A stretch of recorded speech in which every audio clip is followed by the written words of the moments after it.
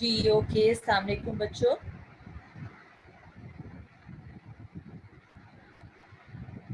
अस्सलाम वालेकुम।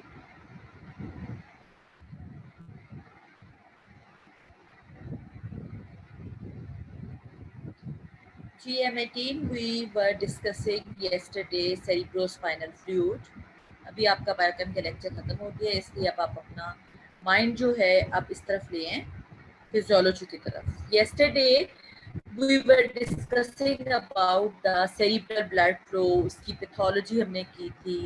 उसकी जो है सेरिब्रल ब्लड फ्लो में हमने क्या देखा था कि कैसे जो है हाइड्रोसेफलस डेवलप होता है and all that stuff about your cerebrospinal fluid system. और ब्लड ब्रेन बैरियर पढ़ा था हमने, और सेरिब्रोस्पाइनल फ्लूइड बैरियर हमने पढ़ा था। ठीक है, ये सारा कुछ हम yesterday we have discussed.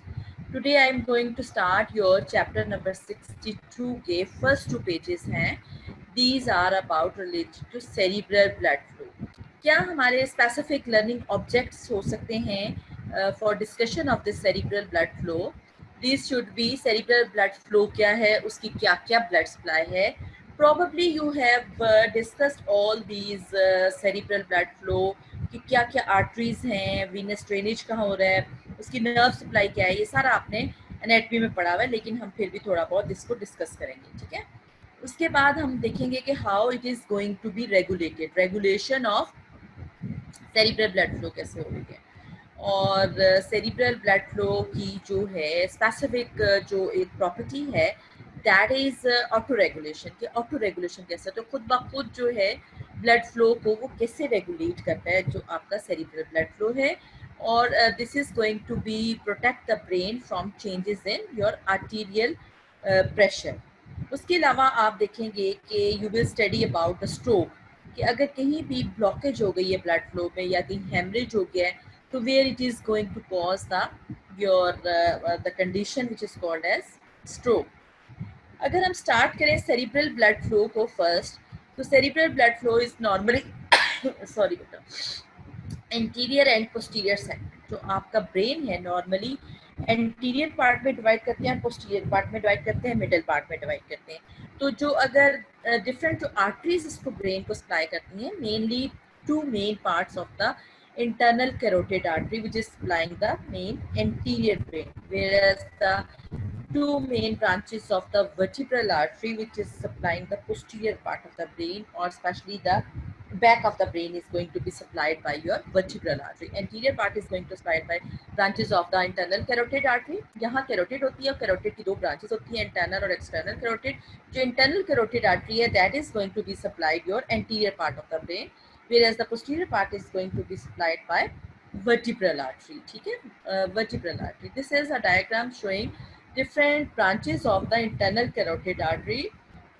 If you see the carotid, there is carotid artery, और carotid artery से आपकी निकल रही है, then again the branches of the carotid artery, anterior cerebral artery, then middle cerebral artery, then the communication between the anterior and the middle cerebral arteries, anterior communicating arteries, and then the posterior cerebral artery, where the communication between the middle and the posterior is the this posterior communicating artery. Then the arteries, the branches of this vertebral artery is the basilar artery, which is going to supply the base of the brain. This circle of Willis, you have already seen this circle of Willis in the, आपने ये circle of Willis जो है ये आपने anatomy में already देखा हुआ है, and this combined together they are going to form this circle of Willis, and this is posterior inferior cerebellar. If you talk about cerebellar, तो ये किसको सप्लाई करेगा, सेरिबेलम को. So these are the different arteries which are going to supply your brain, the different areas, the anterior brain, posterior brain, base of the brain, all these are going to be supplied. Anterior brain is going to be supplied by your internal carotid and the different branches, anterior cerebral, middle cerebral, and the posterior cerebral, and vertebral artery, the branch is the basilar artery, and then these are different arteries which are going to supply your brain.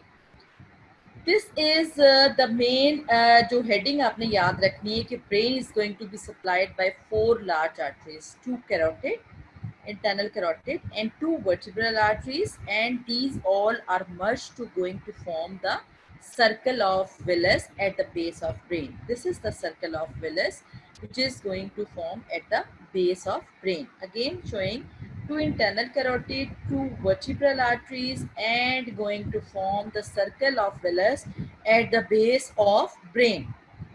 These all arteries are going to be supplied after forming the circle of Willis. They are going to travel along the surface of the brain and give rise to pile arteries. अब इसकी further branches अगर आप देखेंगे, pile artery, pia mater को cover कर रहा है. So surface of the brain से pile arteries. Pile arteries are going to be further into the smaller penetrating arteries. उसके बाद और छोटी arteries होती हैं pile arteries, penetrating arteries, और penetrating arteries के बाद as you know arteries के बाद arterioles होते हैं, and they are going to be separated from the from your brain tissue by a space. If you do remember the cerebrospinal fluid pressure, subarachnoid space. यहाँ ये space कहलाती है Virchow-Robin space. That is your two carotid arteries, two vertebral arteries, और फिर ये सारे मिलकर बना रहे हैं सर्कल ऑफ विलस. उसके बाद ये सरफेस ऑफ द ब्रेन को सप्लाई करेंगी और these are the called as pial arteries. Pial arteries के बाद और छोटी आर्टरीज हो जाती हैं, these which are called as penetrating arteries. फिर उसके बाद आर्टीरियोल्स आ जाते हैं and they are separated from the brain tissues by a space which is called as a Virchow-Robin space. और ये सब एरेक्नोइड स्पेस के साथ है, that is subarachnoid space, actually Virchow-Robin space. Penetrating vessels जो हैं again dive down into the brain tissue and they giving rise to intracerebral arterioles which eventually branch into the capillaries. आपको पता है artery होती है, arteriole होता है, then capillaries होती है, where exchange of the blood nutrients, oxygen, carbon dioxide and all metabolites take place. So always there is carotid, vertebral, circle of Willis. This is the Virchow-Robin space. Then pia mater, pile arteries, penetrating arteries, arterioles, intracerebral arterioles, and finally there is capillaries. The capillaries which are going to actually help in exchange of nutrients, delivery of oxygen, removal of carbon dioxide, and all the metabolites which are going to occur, metabolism going to take place over there. Okay, this is the all. This is again showing the diagram which are the three branches: the anterior cerebral artery, the posterior cerebral artery, the basilar artery which is going to the base of the brain, the vertebral artery. Vertebral artery की branch है basilar artery, middle cerebral artery is the middle of the brain, and these are all actually the branches of your internal carotid artery, interior, middle and posterior. 70% of the cerebral blood flow is going to flow through this internal carotid artery, whereas 30% of the cerebral blood flow is going to flow in the vertebral artery. So 70% flow का मतलब है कि अगर यहाँ कहीं भी blockage आएगी तो ये अकॉर्डिंग टू लोकेशन ये आपके ब्रेन को जो है दाना खासा किसी की भी ब्रेन को अफेक्ट कर सकता है due to any blockage, any haemorrhage, any due to high effect of the hypertension. This is your कि आपका जो है वो अफेक्ट कर सकता है. 30% लेस अफेक्ट, मेरे 70% में अगर कहीं भी ब्लॉकेज आएगी तो आर्टीरियल सप्लाई अफेक्ट कर सकती है ब्रेन फंक्शंस को. Again showing the normal आपका anatomical view of this brain and circle of Willis, anterior cerebral artery, internal carotid artery जो मोटी सी artery internal carotid है, फिर आप anterior cerebral है, फिर middle cerebral जो middle brain को supply कर रही है, posterior cerebral artery posterior brain को कर रही है, vertebral artery की branch है जो कि basilar artery है which is going to supply, and all of these are going to make and forming your circle of Willis. Then this is another diagram which is showing your pile arteries, penetrating arteries, arterioles, then capillaries, then there are food processes of this astrocytes. Astrocytes are actually non-glial tissues which is going to help into the your supporting tissue और nutrition जो provide हो रही है और जो metabolites release हो रहे हैं, these are going to be released by this astrocytes, and these are the capillaries of the brain. अब normal rate of the blood flow अगर आप देखें तो that is average about 50 to 65 millilitre पर 100 gram of the brain tissue पर minute. That is 52 that can come into the MCQ. So you remember this figure, 50 to 65 milliliters per 100 grams of the brain tissue per minute. Entire brain के लिए this amount can be increase to about, अगर हम पूरे brain को देखें तो this amount can be increase to about 750 से लेके 900 मिलीलीटर पर मिनट तक इंक्रीज कर सकते हैं.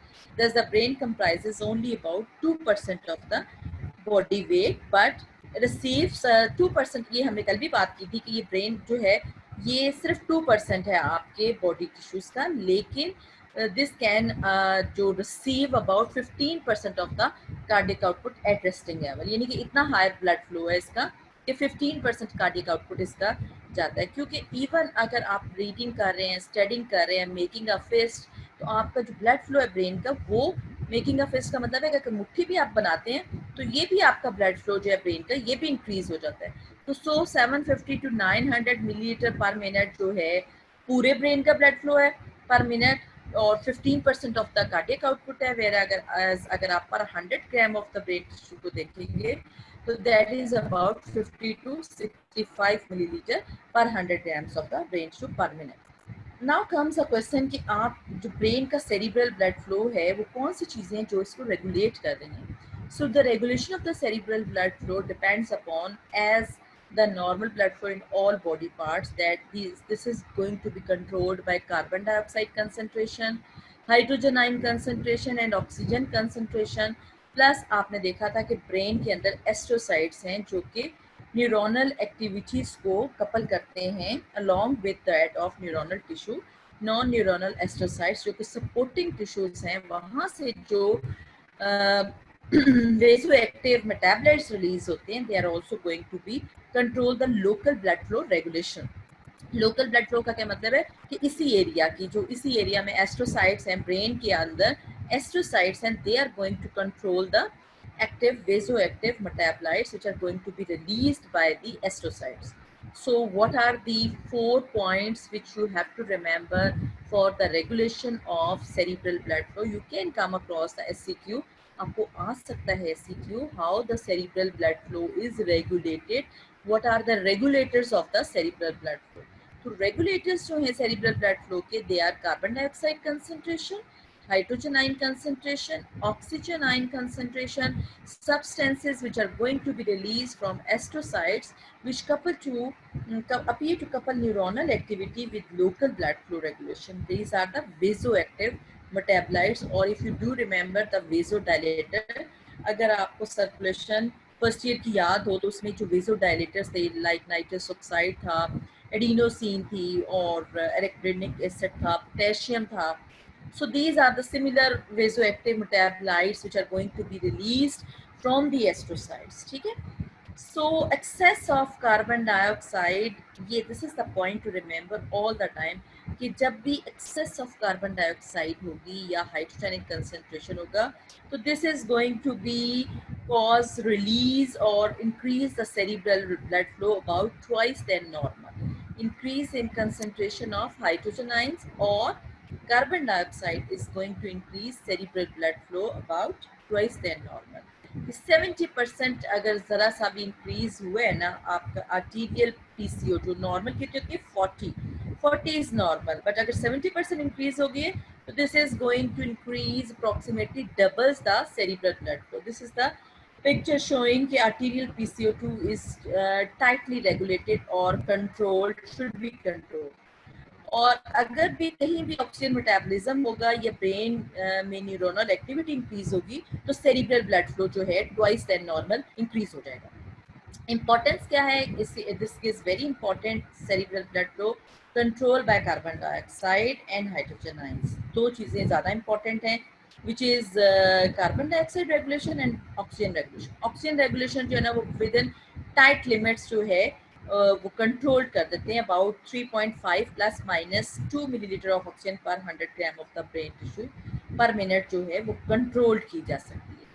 अब अगर हम बात करेंगे कि cerebral blood flow in response to excess carbon dioxide या एक्सेस हाइड्रोजन आयन concentration में going to increase perfume the brain greatly increases cerebral blood flow. तो first of all carbon dioxide जो है वो खुद जाके नहीं स्टिमुलेट करती रेस्पिरेटरी सेंटर को भी और सेरिब्रल ब्लड फ्लो को. First it going to combine with the water in the body fluids. तो क्या बनता है आपको याद होगा रेस्पिरेशन का, carbon dioxide plus water is carbonic acid is going to be form.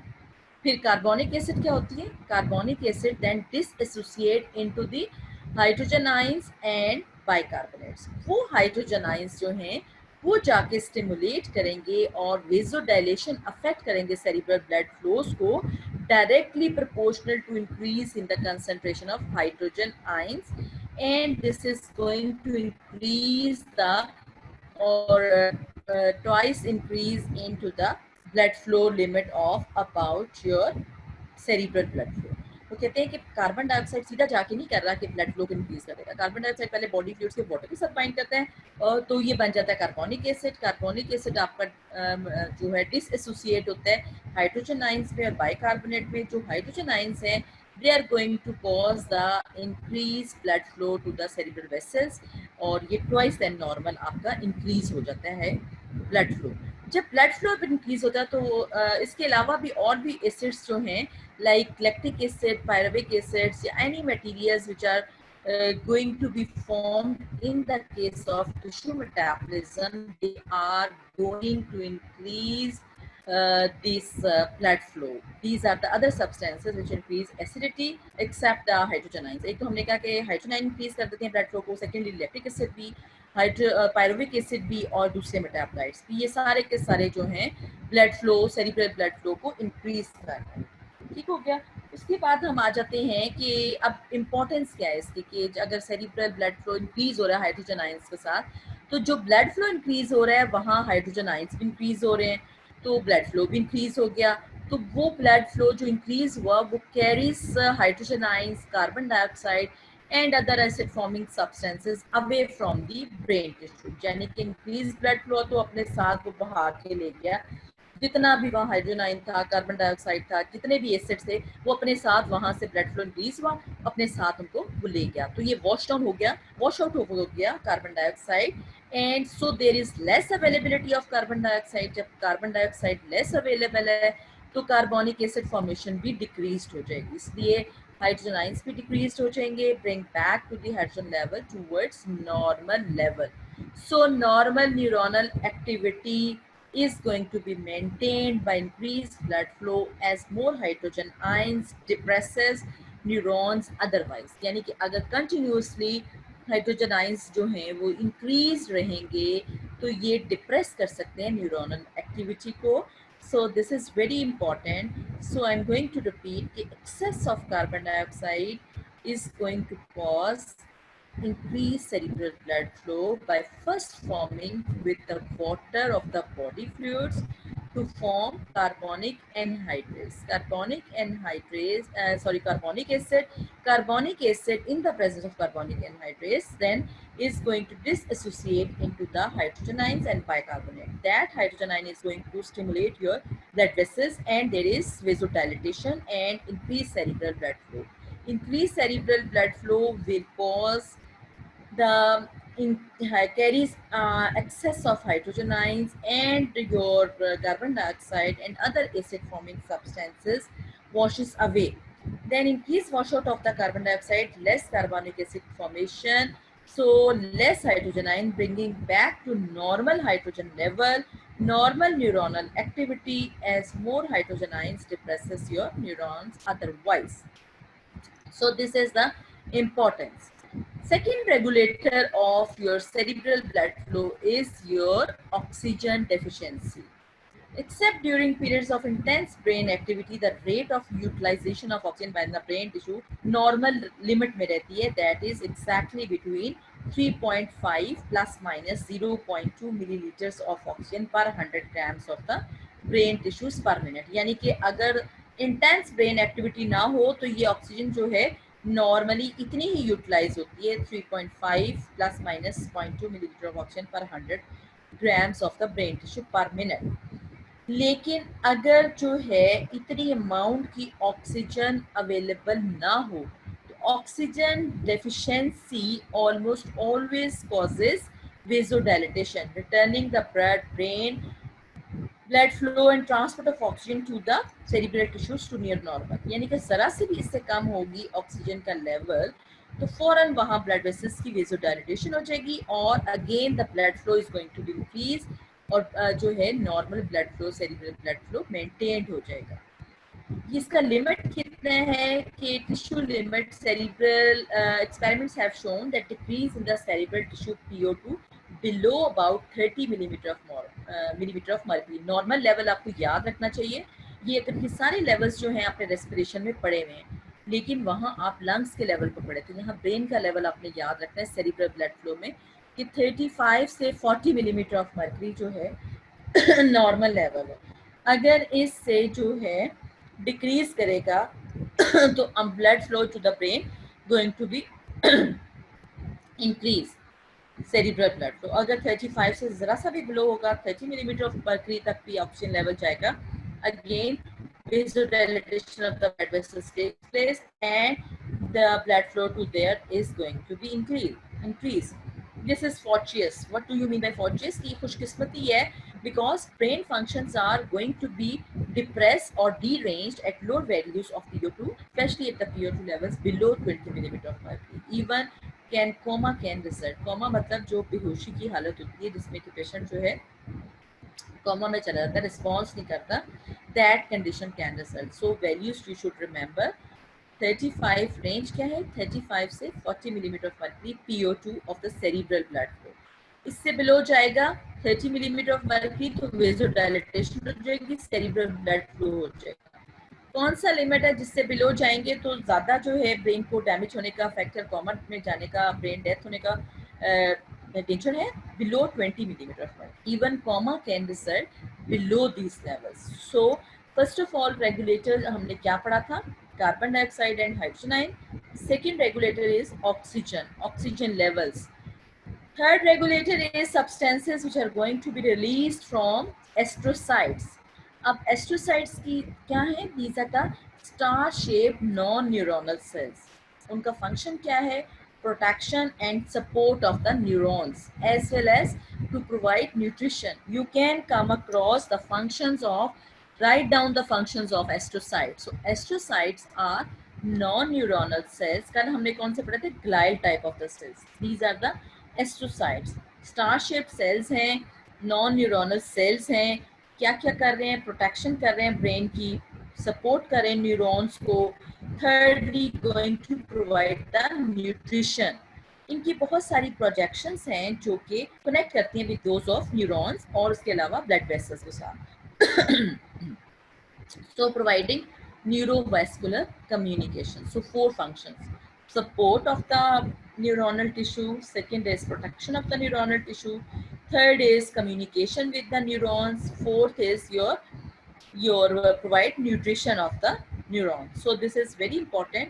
उसके अलावा इसमें जो substances जब रिलीज होती हैं वो blood flow को भी कंट्रोल करें. So 5 functions of the astrocytes are clear over here. इसी एक छोटी सी स्लाइड में 5 फंक्शंस इसके आ गए. एस्ट्रोसाइट्स के साथ साथ हम regulation of the cerebral blood flow कर रहे हैं, साथ साथ हम फंक्शंस ऑफ एस्ट्रोसाइट्स भी इसी स्लाइड में देख रहे हैं. First is protection, second is your nutrition provide, third is support, fourth is neurovascular communication and fifth is your providing और regulation of the cerebral blood flow. कहते हैं कि जो ग्रे मैटर है वहाँ जो है ब्लड फ्लो बहुत ज़्यादा इंक्रीज होता है 4 times as compare to normal white matter. कौन से एस्ट्रोसाइट्स हैं जो कि प्रेजेंट है ग्रे मैटर में, प्रोटोप्लाज्मिक एस्ट्रोसाइट्स. पीछे जो डायग्राम दिखाई थी वहाँ दिखाए थे कि फाइन फीड प्रोसेसेस प्रेजेंट है जो कवर करते हैं most of the synapse area की, and large foot processes that are closely appose to the vascular wall. यानी कि वेसल्स के साथ भी इसका कम्युनिकेशन है और न्यूरॉन्स के साथ भी इसका कम्युनिकेशन है. अब स्टिमुलेशन कैसे हो रही है कि सम ग्लूटामिनर्जिक न्यूरॉन्स जो हैं ग्लूटामिन रिलीज हुई, उसके अलावा they are going to increase the intracellular calcium ion concentration into the astrocyte foot processes. वो कैल्शियम अंदर गया, वहाँ से रिलीज हो गए एस्ट्रोसाइट्स के जो वेसोडाइलेटर सब्सटेंसेस हैं. वो कौन कौन से हैं, लाइक नाइट्रिक एसिड, ये आपने फर्स्ट ईयर में पढ़े थे, metabolites of electronic acid, potassium ion, adenosine. These are the substances mainly which are going to be released from the all these astrocytes and going to cause the vasodilatation of nearby arterioles. This is a diagram which is going to explain कि excitatory neurons थे. अब हमने कहा था कि astrocytes जो हैं उनके fine food processes हैं, उनका कनेक्शन है न्यूरॉन्स के साइनेप्स के साथ भी, और उनका कनेक्शन है with those of blood vessels के साथ. कैपिलरीज के साथ कनेक्शन है तो ब्लड वेसल्स हो गई, न्यूरॉन्स या साइनेप्स के साथ कनेक्शन है. If you see the slides तो ये इसका ये हो गया. कुछ ग्लूटामिनर्जिक यानी कि ग्लूटामिन रिलीज हुआ, उसने क्या किया, इंक्रीज कर दिया इंट्रासेलुलर कैल्शियम. अब इंट्रासेलुलर कैल्शियम ने क्या किया, वेजोडायलेटर या vasoactive metabolites like derivatives of electronic acid, potassium ions, hydrogen ions और नाइट्रिक ऑक्साइड, एडिनोसिन, ये तमाम के तमाम रिलीज कर दिए. उन्होंने क्या किया, रेगुलेट किया blood flow to the capillaries, यानी कि इंक्रीज कर दिया ब्लड फ्लो, वेजोडायलेटेशन कर दी कैपिलरीज की, जिन्होंने कि इंक्रीज कर दिया ब्लड फ्लो, और ये जो है ब्लड इसका इंक्रीज हो गया ब्रेन का. ठीक है.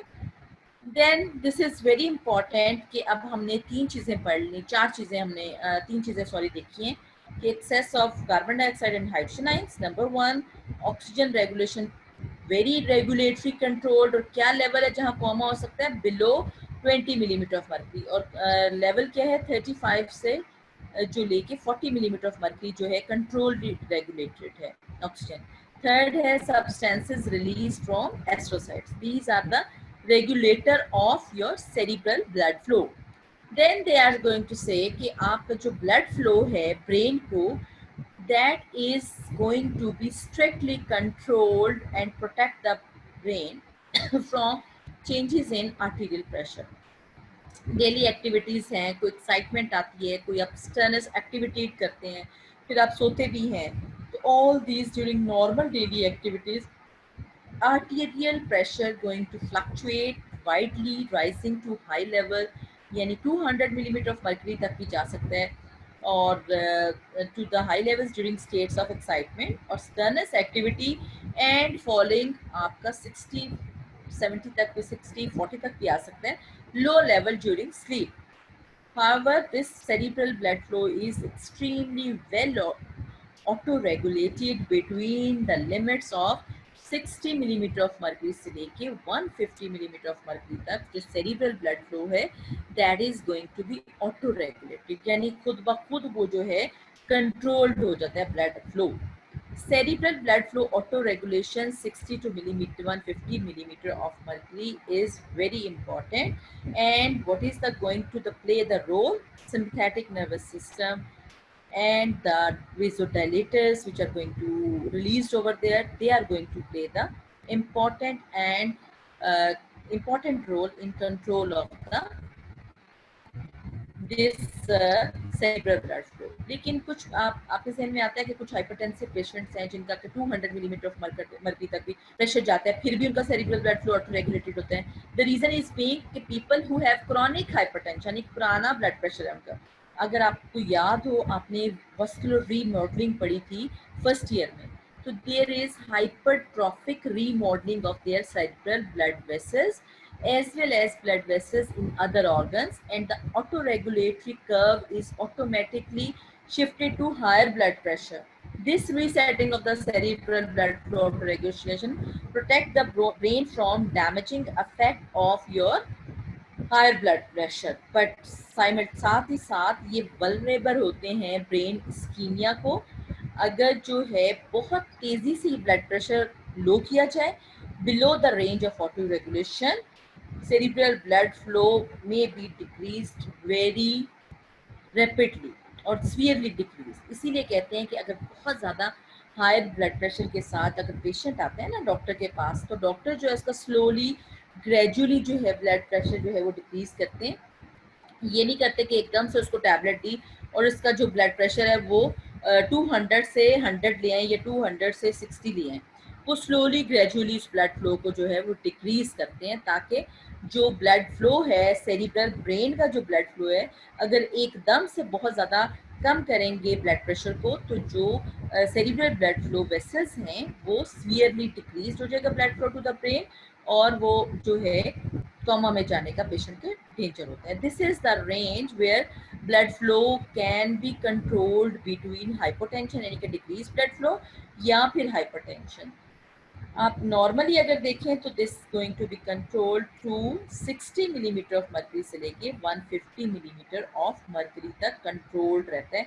After regulation of the cerebral blood flow during acute changes in the mean arterial pressure in subjects with normotensive blue curve, ये नॉर्मल है, और अगर क्रॉनिक हाइपरटेंशन है तो देखिए आप उसका हाई ब्लड प्रेशर पर उसकी कर्व शिफ्ट हो गई है. When mean arterial pressure rises acutely to an exceptionally high level, like during strenuous exercise or during other excessive circulatory activities like your extreme excitement, fear और कोई भी और problem हो, तो sympathetic nervous system कैसे कंट्रोल करती है? That they normally constrict the very large and intermediate sized brain arteries high enough to prevent the high pressure to reaching the smaller arteries of the brain inside. वो कहते हैं कि अगर बहुत ज़्यादा ब्लड प्रेशर यानी कि 200 मिलीमीटर ऑफ मर्करी तक अगर किसी का ब्लड प्रेशर इंक्रीज कर गया तो फिर भी जो है ब्लड वेसल्स हर किसी में नहीं डैमेज करती या हर टाइम नहीं डैमेज होता, क्योंकि ये उन ब्लड वेसल्स पर इतना ज़्यादा अफेक्ट करता है कि उसको वेजो कंस्ट्रिक्ट फॉर्म में ले आते हैं, और ब्लड फ्लो जो है जो उसका इफेक्ट जो है जो कि अंदर की तरफ स्मॉलर ब्लड वेसल्स हैं वहाँ नहीं पहुँचता. इसका क्या इम्पोर्टेंस इफेक्ट है? Important in preventing cerebral haemorrhage या vascular haemorrhage into the brain to prevent the occurrence of cerebral stroke. इसीलिए जो है सेरिब्रल स्ट्रोक जो है वो प्रिवेंट रहता है इन केसेस में. उसके बाद कुछ मेथड्स हैं. So this is the auto regulation of the blood flow in cases of higher blood pressure, higher arterial blood pressure. And there is a range. What is the range of the control of this blood pressure? Your range is 60 to 150 millimeter of mercury. इस range में normally blood flow controlled हो जाता है, लेकिन अगर इससे ज़्यादा blood pressure increase करेंगे या हाइपरटेंशन होगा तो वो प्रोबेबली स्ट्रोक होने के चांसेस काफ़ी ज़्यादा हैं. Then there are the certain methods by which the cerebral blood flow can be measured, and also the brain activity can be measured by seeing on the flow of the blood vessels. First of all, there can be एक है कि radioactive xenon is injected into the carotid artery. Then the radioactivity of each segment of this cortex is recorded as the radioactive substances passes through the brain tissue. पहला radioactive xenon है. Blood flow इस individual segment of the brain changes. तो जब वो xenon inject किया तो देखा कि 100 to 150% तक इसका ब्लड फ्लो जो है नॉर्मल न्यूरोनल एक्टिविटी का जो है रिकॉर्ड किया जा सकता है. इवन यू कैन सी कि making a fist of the hand, अगर ये फिस्ट बनाई है तो वो रिकॉर्ड किया कि xenon के जो पॉइंट्स थे वो देखे गए हैं ऑन द जो पिक्चर है. फिर reading a book causes an immediate increase in the blood flow in respective cortical areas. और जो एरिया उसको सप्लाई कर रहा है, जो एरिया उसको रिप्रेजेंट कर रहा है, आपने पढ़ा होगा सेरिब्रल हेमिस्फीयर्स के मोटर कॉर्टेक्स के जो एरियाज उसको रिप्रेजेंट कर रहे हैं, सेंसरी कॉर्टेक्स के जो एरियाज उसको रिप्रेजेंट कर रहे हैं, वहाँ ब्लड फ्लो इंक्रीज हो जाएगा. तो जो रीडिंग है वो ऑक्सीपिटल एरिया में ब्लड फ्लो इंक्रीज कर रहा है. So this is a diagram showing कि अगर किसी रैट में लाइट शाइन की है तो वहाँ light shining in the eyes can increase the occipital area blood flow in that area. उसके अलावा एक और तरीका है जो कि फंक्शनल मैग्नेटिक xenon, एक तो इंजेक्शन वाला है, second area is functional magnetic resonance imaging, FMRI. This is a abbreviation of this functional magnetic resonance imaging can be assessed indirectly by this method. इसमें क्या करते हैं, इसमें जो है एक तो दो लेवल्स चेक करते हैं, ऑक्सी हीमोग्लोबिन का लेवल और डीऑक्सी हीमोग्लोबिन का लेवल. तो blood oxygen level dependent signals obtained from functional magnetic resonance ion imaging, however, depend on the total amount of the deoxyhemoglobin in three-dimensional area voxel of the brain tissue being assessed. और उसके बाद उसको देखते हैं, उसकी imaging लेते हैं, imaging के बाद उसको देखते हैं लेवल्स ऑफ ऑक्सीमोग्लोबिन, डीऑक्सीमोग्लोबिन, फिर उन लेवल्स को आपस में मैच करके फिर उसके बाद देखते हैं कि कितना ब्लड फ्लो उस एरिया में हुआ है। इसके अलावा लेटेस्ट एक आ गया हुआ है arterial spin labelling. This can be an alternative MRI method is arterial spin labeling can also be used to provide a more quantitative assessment of regional blood flow. ये आपसे सिर्फ पूछ सकते हैं कि कौन कौन से मेथड्स हैं. हो सकता है कि आपसे प्रोसीजर ना पूछा जाए, सिर्फ ये देख पूछा जाए कौन कौन से. तो आपने बताना है Xenon method, second is your functional magnetic resonance imaging fMRI, third आपने बताना है arterial spin labeling, which is worked by manipulating the magnetic resonance signal of arterial blood before it is delivered to the different areas of the brain. ये आपने सारे check करने. फिर आपने देखना है कि जो एक और इम्पॉर्टेंट पॉइंट है कि सिंपैथेटिक नर्वस सिस्टम का कितना रोल है जो कंट्रोल करता है ब्लड फ्लो. जो सिंपैथेटिक नर्वस सिस्टम है जो अबव आपके ब्रेन को सप्लाई कर रहा है वो superior cervical sympathetic ganglion in the neck and then into the brain along with the cerebral arteries, ये मेनली सप्लाई कर रहा है. लेकिन अगर इसकी जो large this innervation both the large and brain arteries and the arteries that penetrate into the substance of the brain. However, अगर इसकी ट्रांसेक्शन कर दी जाए तो mild to moderate stimulation of them usually causes little changes in the cerebral blood flow because the blood flow auto-regulation mechanism override the nervous mechanism or nervous facts. This is very important कि अगर जो sympathetic system का superior cervical ganglion जो कि larger arteries को और penetrating arteries को supply करता है अगर उसको ट्रांसेक्शन भी कर दें तो इतना ज़्यादा ऑटो रेगुलेशन मैकेनिज्म जो है वो अफेक्टेड नहीं होता. इसका मतलब है कि जो ऑटो रेगुलेशन मैकेनिज्म है वो ज़्यादा स्ट्रॉन्ग है as compare to your sympathetic nervous system control. Mean arterial pressure rises acutely to an exceptionally high level during sternus. Again, the repetition during other states of the excessive circulatory activity, sympathetic system normally constrict. ये पीछे वाली बात है कि वो क्यों नहीं करता, क्योंकि वो उनको कंस्ट्रिक्ट कर देता है लार्ज और इंटरमीडिएट साइज ब्रेन आर्टरीज को और प्रोटेक्ट करता है आपकी इंटरनल स्मॉलर ब्लड वेसल्स को to prevent the stroke effect of the cerebral stroke. Then another heading of, so this is the end of the cerebral blood flow auto-regulation. Now what is the cerebral microcirculation?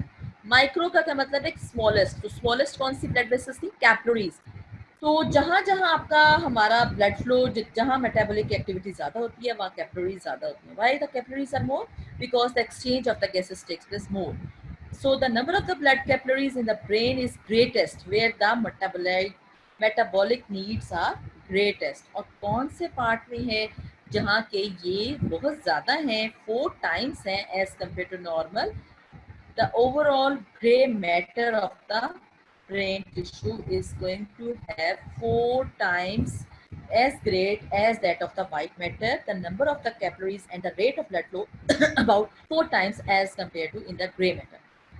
इससे 4 गुना ज़्यादा है grey matter में. Micro circulation में हम कहते हैं capillaries बहुत ज़्यादा हैं. कैपिलरीज वहाँ ज़्यादा होती हैं जहाँ मेटाबॉलिज्म ज़्यादा होता है या ग्रेटेस्ट मेटाबॉलिज्म है. तो brain is greatest metabolism, so more capillaries, so more blood flow और more chances to have stroke. So due to blockage of any of these blood vessels. So an important structure, इसका reason क्या है कि structural characteristics of the brain capillaries is that most of them are much less leaky than the blood capillaries in any other tissues of the body. One reason is that capillaries are supported on all sides by the glial field, which are small projections from this supporting glial cells like astroglial cells. Astrocytes आपने पीछे पढ़े थे और आपने पीछे diagram भी देखी थी. चारों तरफ उसके कैपिलरीज के एस्ट्रोसाइट्स हैं या ग्लाइल टिश्यूज हैं जो कि उसको सपोर्ट कर रहे हैं, जो कि कैपिलरीज की सर्फेसेस को अबर्ट करते हैं and provide physical support to prevent overstretching of the capillaries in case of higher capillary blood pressure. The walls of the small arterioles leading to the brain capillaries becomes greatly thickened in case of higher blood pressure, and these arterioles remain significantly constricted all the time to prevent transmission of the higher pressure to the capillaries. Whenever these systems are protecting against this transudation of the fluid into the brain breakdown, to serious brain edema will ensure, which can lead to rapidly to coma and even the death of the patient. Remember, yesterday we have studied brain edema. Brain oedema में हमने कहा था increase capillary hydrostatic pressure हो सकता है या damage to the capillaries हो सकता है in case of higher blood pressure या हाइपरटेंशन. सो हैमरेज होगी और डैमेज हो जाएगा, ब्रेन एडिमा हो सकता है. और अगर फौरी फेरेट मेजर्स ना किए जाएं या फौरी ट्रीटमेंट लाइक मैनेटोल और प्रिवेंशन ना की जाए तो death, comma and even death can be reported. अगर किसी भी केस में ब्लॉकेज हो गई है, डैमेज हो गई है, हेमरेज हो गई है, तो तमाम एल्डरली पर्सन्स से can have cerebral stroke when cerebral blood vessels are either blocked or oblique can be ruptured. So blockage to cause a serious disturbance of brain function, a condition will result 10% of the patients who are elderly going to have a condition which is called as stroke. आपने अक्सर अपने इर्द गिर्द अपने बुजुर्गों में किसी को देखा होगा कि व्हील चेयर पर बैठे हुए हैं, एक साइड के हाथ पांव काम नहीं कर रहे, आवाज़ उनकी जो है स्लर कर रही है या वो बोलने के काबिल नहीं है या उनको समझ नहीं आ रही या वो एक्सप्रेस नहीं कर सकते. So these all are the cases of stroke. Causes क्या क्या हो सकते हैं? आर्टेरियोस्क्लेरोटिक प्लैक हो सकता है, that can cause the blockage of the vessels. Hypertension 10% of the cases में arteriosclerotic plaques होते हैं. Hypertension हो सकती है 25% of the cases में rupture of the vessels हो सकती हैं. There can be hypertension or there can be aging of the blood vessels. Aging हो सकती है, aging यानी कि उम्र के साथ elderly persons 10% of the cases can have this arteriosclerotic plaques or aging, and hypertension 25% of the blood vessels. Most strokes are going to be occur due to the arteriosclerotic plaques can activate the clotting. अभी जो plaque है इसने क्या किया था, clotting mechanism को activate कर देते हैं, जो कि एक जगह क्लॉट हुआ तो दूसरी ब्लड वेसल्स में भी हो गया, तीसरी में हो गया, चौथी में हो गया. So this is going to block the blood flow in the arteries. This type of the blockage of stroke is called as ischemic stroke. यानी कि lack of blood flow हुआ, blockage हुई, lack of blood flow हो गया तो ischemia हो गया, which can result in patient stroke, ischemic stroke. Or 1/4 of the people who develop strokes, high blood pressure makes one of the blood vessels to rupture. That type of the stroke, hemorrhagic stroke. और कैसे इसका diagnosis होता है?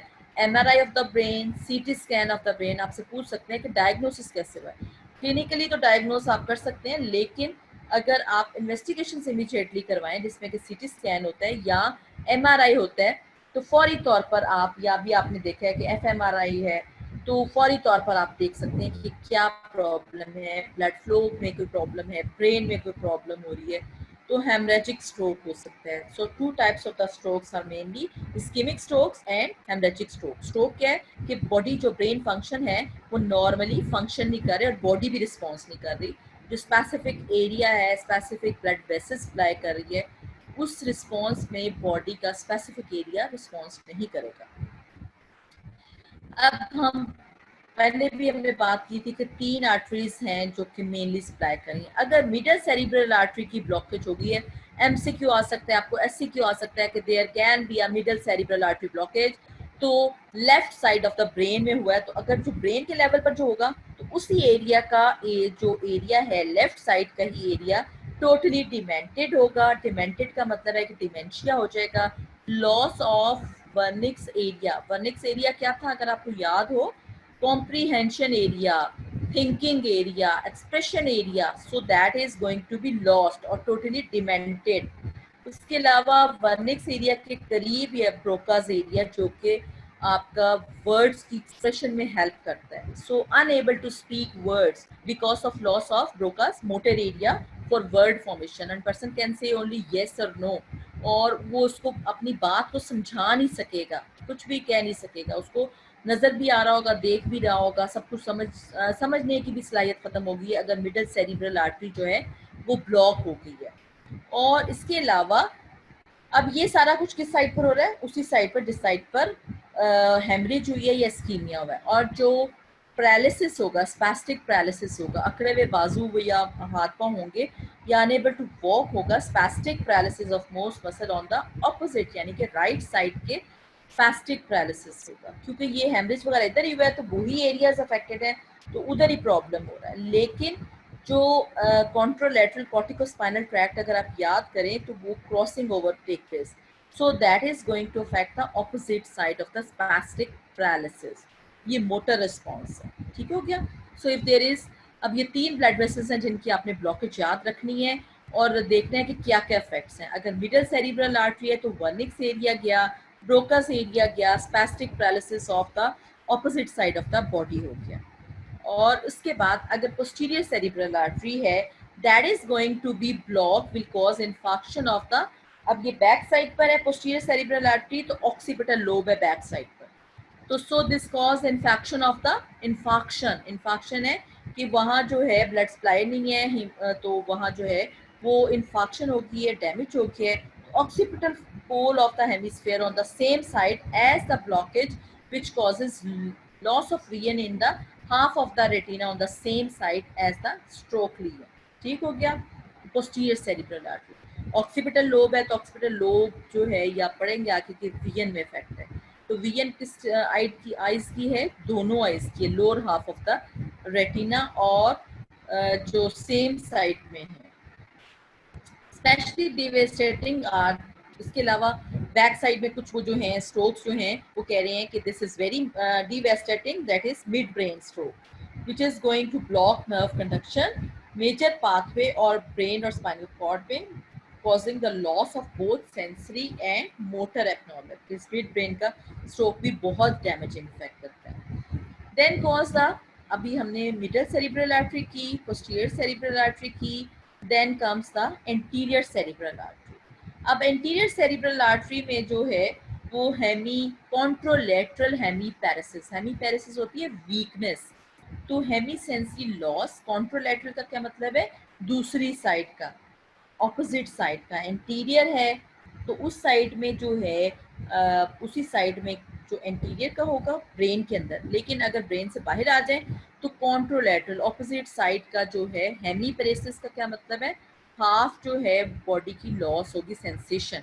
Leg and foot, नीचे वाला area leg and foot is paracentral lobule, अब ये किसको सप्लाई कर रहा था, paracentral lobule of the cortex को। और inability to identify objects correctly, apathy and personality changes, क्योंकि frontal and parietal lobe भी involved है। तो if you do remember prosopagnosia, that is to see loss of sensation of identification of the faces and names, तो बंदा जो है वो names नहीं रिकग्नाइज कर सकेगा, उसके अलावा ऑब्जेक्ट्स के नाम नहीं आएंगे उसको, पर्सनैलिटी भी चेंज हो जाएगी। So this is parietal lobe, कि ब्राइटल लोब भी इफेक्ट हो रहा है, so this is going to cause the effect. यानी आप ये याद रखिए कि जौन सी ब्लड सप्लाई जौन से एरिया को कर रहा है, अगर वहाँ ब्लॉकेज आ गई है तो वही एरिया जो कि उस फंक्शन को परफॉर्म कर रहा था या एक्सप्रेस कर रहा था वो लॉस हो जाएगा। So these are called different strokes. इसके अलावा कुछ वो कहते हैं कि कुछ स्ट्रोक्स या कुछ एजेड पीपल में ऐसे भी स्ट्रोक्स होते हैं कि जो कि साइलेंट स्ट्रोक्स होते हैं, कि जिसमें no apparent symptoms other than कि थोड़ी बहुत उनमें समझने बूझने की जो है, आपने अपने इर्द गिर्द भी देखा होगा, कुछ बड़े बूढ़े हैं, कुछ बातें भूलने लग जाते हैं, कुछ और चीज़ें, कुछ रिस्पॉन्स उनका चेंज हो जाता है। That is then subtle cognitive decline, यानी कि उनके जो समझने बूझने की जो कैपेसिटी है वो उतनी ज़्यादा नहीं रहती। These small infarct areas can be occurred, और जब अचानक उनका कोई MRI या CT स्कैन करते हैं तो वहाँ वो दे कैन बी डिटेक्टेबल, वो डिटेक्ट किए जा सकते हैं। It is estimated that approximately 25% of the people greater than 80 years of the age have had this one or more silent infarcts। Cognitive subtle cognitive decline होगा, उसके अलावा कोई हेमीपैरेसिस नहीं होगा, कोई लॉस ऑफ फंक्शंस नहीं होगा, कोई और अदर फीचर नहीं होगी, तो साइलेंट इन्फार्क्ट्स होंगे, छोटे छोटे इन्फार्क्ट्स होंगे जो कि अचानक किसी और मकसद के लिए उनका MRI ब्रेन का कराया या CT स्कैन कराया तो वहाँ नजर आ गया। Okay, this is your end of your chapter. और today we have discuss so far, हमने क्या क्या पॉइंट्स डिस्कस किए हैं। जल्दी से, मुझे 10 मिनट्स अभी हैं। अब आप लोग मुझे बताएंगे कि ये CSF हम पढ़ चुके हैं कि क्या क्या चीज़ें हमने बेटा डिस्कस की हैं। आज हमने सबसे इम्पॉर्टेंट, तो हमने सबसे पहले क्या डिस्कस किया था, इफ़ यू डू रिमेंबर। जी जल्दी से बताएं। Cerebral blood flow. और हमने क्या क्या डिस्कस किया है बच्चों, जल्दी से बताएं। Hurry up, hurry up. जी हरी अप बच्चों, जल्दी से बताएं। शाम आज सो गया लगता है। ईमान मुस्तफ़ा, आपने वालेकुम सलाम। तो जी बेटे हशाम, कौन से फैक्टर्स मैंने बताए थे शुरू में, बताएं ना। हम पढ़ा क्या है हमने आज, सेरिब्रल ब्लड फ्लो। अब सेरिब्रल ब्लड फ्लो, अगर हम SLOs अगर आपने देख लो, तो SLOs को देखते तो ना, सारे SLOs हमारे क्या थे, हमारे SLOs क्या थे बच्चों, स्पेसिफिक लर्निंग ऑब्जेक्टिव्स आज क्या थे हमारे।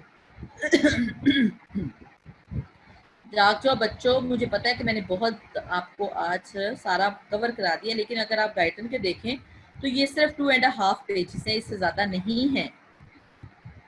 जी बिल्कुल ठीक है। Regulation of the cerebral blood flow, astrocytes के फंक्शंस बता दें, जो 5 मैंने कहा था कि ये 5 फंक्शंस हैं।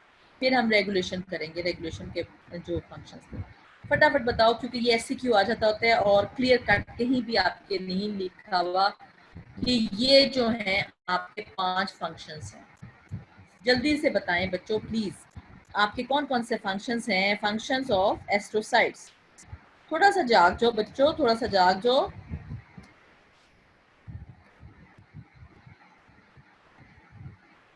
जी local blood flow of brain, very good. सब Iman good, support and protect neurons, ठीक है। और एक और चीज ये बहुत इंपॉर्टेंट करती है, बिल्कुल ठीक है, न्यूरोवास्कुलर कम्युनिकेशंस। जी और क्या था इंपॉर्टेंट, एक फंक्शन है, वेरी इंपॉर्टेंट फंक्शन बेटा, नहीं ब्लड ब्रेन बैरियर का हाँ एक पार्ट कह सकते हैं, छोटा सा है, लेकिन ज्यादा ये रोल जो है neurovascular nutrition. Yes Aman, I want this from you, very good. Iman Mustafa आज बिल्कुल जाग रही हैं। Nabila Ivan, regulate blood flow, जी बिल्कुल ठीक है, very good Nabila, this is very important also, क्योंकि इसमें यह है कि अगर आप ब्लड फ्लो रेगुलेट, क्योंकि वहाँ से मेटाबोलाइट्स रिलीज हो रहे थे जो कि कंट्रोल कर रहे थे ब्लड फ्लो को, ठीक है ना। कौन कौन से मेटाबोलाइट्स थे, वेसोडाइलेटर्स कौन कौन से थे, derivatives of electronic acid, potassium, nitric oxide, adenosine, वो सारे रिलीज। ओके 10 इंपॉर्टेंट जो रेगुलेटर्स हैं सेरिब्रल ब्लड फ्लो के, वो कौन से, regulators of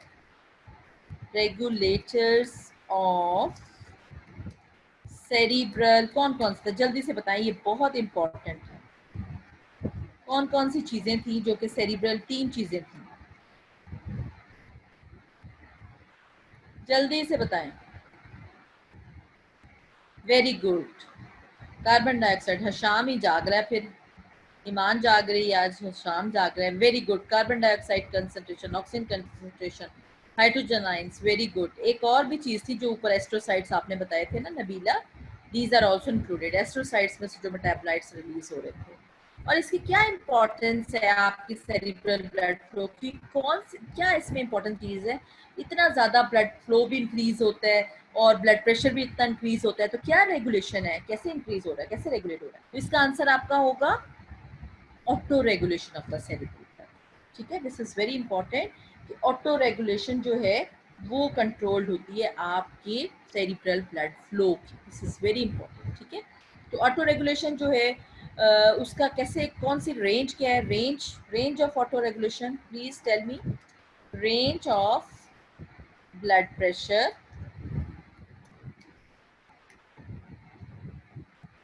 for autoregulation, क्या रेंज बताई थी मैंने, जल्दी बता दें। ऑटो रेगुलेशन की range very important, very very very important. जी बच्चों हरी अप।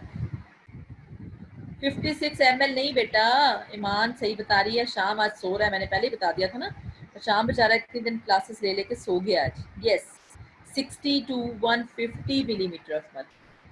ये जो बेटे आप ml बता रहे हो ना, ये ml नहीं होता। ब्लड प्रेशर हमेशा, अगर फर्स्ट ईयर डॉक्टर बन रहे हो ना, आपको हमेशा याद होना चाहिए सबको कि मिलीमीटर ऑफ मर्क्यूरी में ब्लड प्रेशर। और मैंने पूछा autoregulation range of control of blood pressure. So 60 से लेके 150 मिलीमीटर ऑफ मर्करी जो आपका ऑटो रेगुलेटेड होता है। इससे 60 से बिलो ब्लड प्रेशर हो गया तो क्या हो गया, हाइपोटेंशन होगी। और 150 मिलीमीटर ऑफ मर्करी से ज़्यादा हो गया तो वो क्या होता है, हाइपरटेंशन होगी। So this is going to be control. Then what is stroke? Stroke क्या होता है और कॉजेज ऑफ स्ट्रोक क्या होते हैं? कॉजेज ऑफ स्ट्रोक ये तो मैंने अभी अभी बताया, हरिया। यह सारा जो चैप्टर है, हमने जो 2 पेजेस, जो 2.5 पेजेस हमने पढ़े हैं, तो अब I am going to repeat these. तो सो कॉजेज ऑफ स्ट्रोक बताएं जल्दी से। ब्लॉकेज ऑफ आर्टरीज हो सकती है, गुड हशाम। और कौन सी चीज ब्लॉक है? यस, एटरोस्क्लेरोटिक प्लैक्स कर रहे हैं। हाइपरटेंसिव, जी बिल्कुल सही है सहर। और ageing more than smaller infarcts, infarcted area या साइलेंट स्ट्रोक्स जो हैं, स्ट्रोक्स तो नहीं, साइलेंट इन्फार्क्ट्स आप कह सकते हैं, देख सकते हैं aged people, more than 80% of the persons में। और इसके अलावा अब स्ट्रोक के अगर मिडल सेरिब्रल आर्टरी है तो क्या क्या इफेक्ट्स होंगे? Middle, yes, blockage of middle cerebral artery के इफेक्ट्स क्या होंगे? मिडल सेल, क्योंकि ये जो फैक्ट्स हैं ये आपको आ सकते हैं इन योर एग्जाम। वो आपको दे सकते हैं और पूछ सकते हैं कि ये मिडल सेरिब्रल आर्टरी जो है ब्लॉक हो गई थी तो क्या होगा पेशेंट को, क्या क्या इफेक्ट्स आ रहे हैं? इफेक्ट्स बताएं पर्सन में। पर्सन डिमेंटेड नहीं होगा बेटा, उसका जो बोलने की सलाहियत है वो डिमेंटेड होगी शाम। दैट इज के आप जो है, पेशेंट जो है unable to bilateral limb movement बिल्कुल नहीं होगी Nabila, only contralateral opposite side. Yes, Broca Sahar is right, Broca's motor centre, Wernicke speech area affected होगा, इमान इज राइट। और not the bilateral Nabila, this is contralateral. Contralateral का मतलब होता है ऑपोजिट साइड, उसी एरिया का जो, अगर सपोज किसी का मिडल सेरिब्रल आर्टरी है, स्पैस्टिक पैरालिसिस, कायनात उठ गई है और बहुत अच्छा आंसर किया है, spastic paralysis of muscles on the opposite side of the body, that is जो है कॉन्ट्रोलेटरल साइड की। अगर लेफ्ट साइड का है तो राइट साइड की बॉडी जो है अफेक्टेड होगी। ठीक है, दिस इज सो। अगर पोस्टीरियर सेरिब्रल आर्टरी है तो क्या होगा? Occipital area, retinal. ठीक, फिर अगर इंटीरियर सेरिब्रल आर्टरी है तो क्या होगा? उसमें सेंसरी लॉस होगा। Okay, this is your chapter finish now इंशाल्लाह। आई थिंक सो डॉक्टर जलाल सारा will start the special senses tomorrow, आपका लेक्चर जो है। तो इंशाल्लाह any question so far up till now from CSF oblique your cerebral blood flow? कोई question है तो you can ask any question बच्चों, any question you can write it in the chat and you can ask.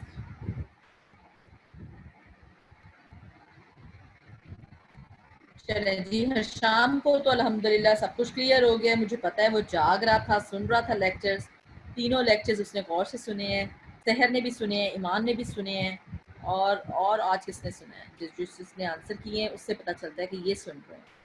ये मैं सारे, अव्वल निसा ने भी आंसर किया है, नबीला ने भी किया आंसर, शाबाश। सारे नोट हो रहे हैं बेटे आपके नाम, ईमान, नबीला, हशाम, अमन, शुएब, शाबाश, इन सब ने सुने। इसरार, बस यही कुछ नाम है जो 5-6 बच्चे हैं जो कि सुन रहे हैं लेक्चर। हिरा ने इस्लाम का जवाब दिया, उसके बाद गायब हो गई है हिरा बिलाल, खानसा भी गायब हो गई हैं, तैयबा भी गायब हो गई हैं, वालेकुम सलाम कह के। ठीक है, सो प्लीज़ अगर आप आंसर देंगे, मुझे पता है कि लेक्चर सुनना इज़ वेरी टफ, बट अगर आप आंसर करोगे तो बेटे आप जब खुद पढ़ने लगोगे तो आपके लिए इजी होंगी चीज़ें। ज़ैनब भी जाग गई हैं, ठीक है। Any question? All things are clear? Okay बेटा, अल्लाह हाफिज़। इंशाल्लाह नेक्स्ट लेक्चर में फिर आप स्पेशल सेंसेस के लेक्चर में मिलेंगे, ठीक है। अल्लाह हाफिज़।